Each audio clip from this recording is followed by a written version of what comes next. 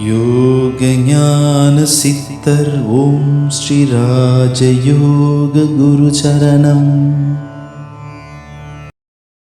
இந்த குண்டலினி சக்தி என்று சொல்லும்போது இந்த சக்தியை பற்றி நாம் உண்மையில் அதோடைய ஆற்றலை எண்ணி பார்த்தோம் என்றால் அதுக்கு எல்லையே கிடையாது.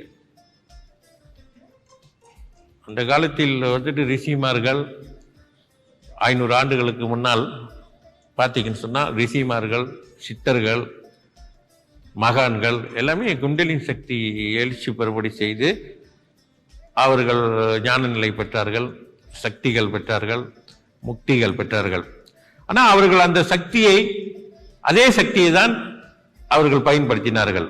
அவர்களுக்குள் இருக்கக்கூடிய அந்த குண்டலினி சக்தியை எழுச்சி பெறும்படி செய்துதான் பயன்படுத்தினார்கள். ஆனால் அவர்களுக்கும் இப்ப நாம் சொல்லப்படுகின்ற, பேசப்படுகின்ற குண்டலினி சக்திக்கும் வித்தியாசம் என்ன கேட்டீங்கன்னா, அதுவும் அதே குண்டலினி சக்தியை தான் நம்ம இப்போது பேசிக் கொண்டிருக்கின்றோம். ஒரே ஒரு வித்தியாசம் இருக்கிறது. குண்டலினி சக்தி என்பது ஒரே மாதிரியான சக்தி தான் பேசிக் கொண்டிருக்கின்றோம். அவர்கள் அடைந்த நிலைக்கும் அந்த நிலையில் வித்தியாசம் இருக்கிறது. அவர்கள் மிகவும் சக்தி வாய்ந்தவர்களாக இருந்தார்கள், ஞானம் பொருந்தியவர்களாக இருந்தார்கள், ஆற்றலுடன் இருந்தார்கள்.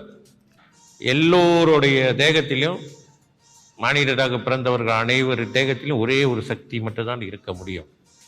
அப்படி இருக்க ஏன் நமக்கு அந்த சக்தி ஆற்றலுடன் இயங்கவில்லை? ஏன் மற்ற யோகி ரிஷிமார்கள், மகான்களுக்கு மிக சிறப்பாக இயங்கியது?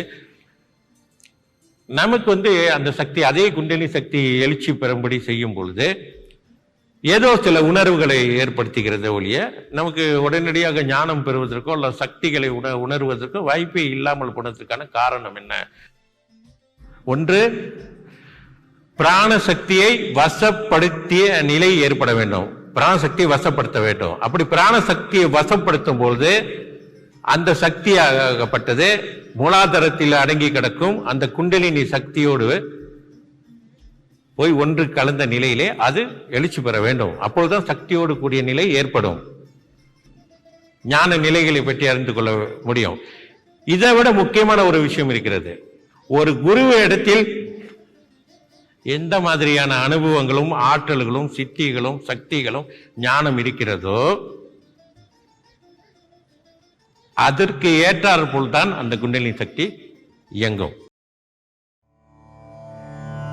யோக ஞான சித்தர் ஓம் ஸ்ரீ ராஜயோக குரு சரணம்.